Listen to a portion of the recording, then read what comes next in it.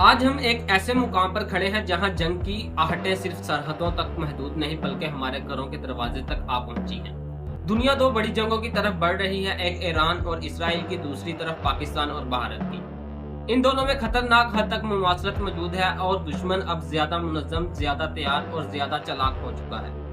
पाकिस्तान इस वक्त एक ऐसी सूरत हाल से गुजर रहा है जहां दुश्मन सिर्फ बंदूक से नहीं, पानी से, साजिश से और टेक्नोलॉजी से हमलावर है।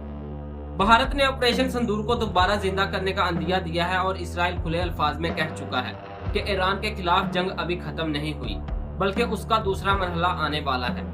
ये दोनों ममालिक अब एक मुश्तरका मंसूबे पर काम कर रहे हैं और उस मंसूबे का असल हदफ पाकिस्तान है। भारत ने इसराइल की जंग को गहरी नजर से देखा, समझा और अब उसका तजर्बा पाकिस्तान के खिलाफ इस्तेमाल करना चाहता है।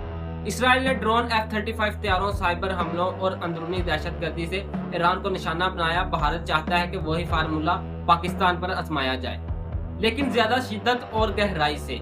इसराइली टेक्नोलॉजी, भारतीय हथियार और एक खुफिया साजिश। इस बार हमले सिर्फ बॉर्डर से नहीं होंगे बल्कि अंदरूनी हमले, ड्रोन वार, रेडार जाम करना, इलेक्ट्रॉनिक वारफेयर और कम्युनिकेशन जाम करके मुकम्मल सरप्राइज देने की तैयारी है।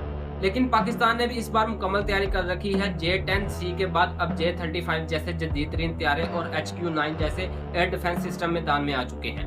बरमूस जैसे मिसाइलों को रोकने की सलाहियत मौजूद है। हमने माजी में भी सरप्राइज दिया था और इस बार भी दुश्मन को एक ऐसा जवाब मिलेगा जिसकी उसने तवक्को ना की होगी। याद रखिए, भारत ने पाकिस्तान का पानी रोक दिया है, सिंध-तास मुआहिदा मुअत्तल हो चुका है, जमीनें बंजर हो रही हैं, ज़खायर खत्म हो रहे हैं और अब ये सिर्फ जंग हमारी सरहदों की नहीं, हमारी बका की जंग है। अब या तो हम जिंदा रहेंगे या मिटा दिए जाएंगे। हमारे पास अब पीछे हटने का कोई रास्ता नहीं है।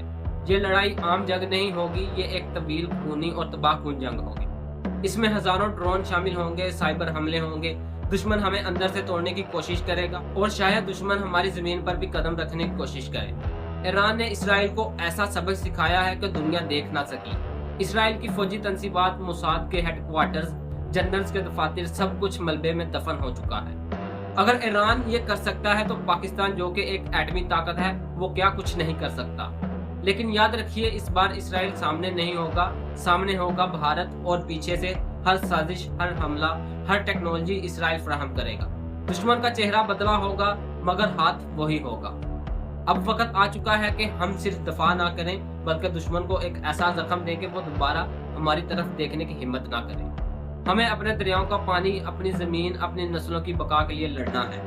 यह सरे जमीन हमने कुर्बानियों से हासिल की है और अब इसे बचाने के लिए भी कुर्बानियां देनी होंगी।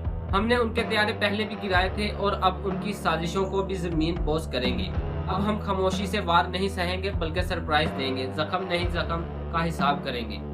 ये वीडियो उन तमाम पाकिस्तानियों के लिए है जो अपने मुल्क, अपनी गैरत, अपने दीन और अपनी आने वाली नस्लों की हिफाजत चाहते हैं।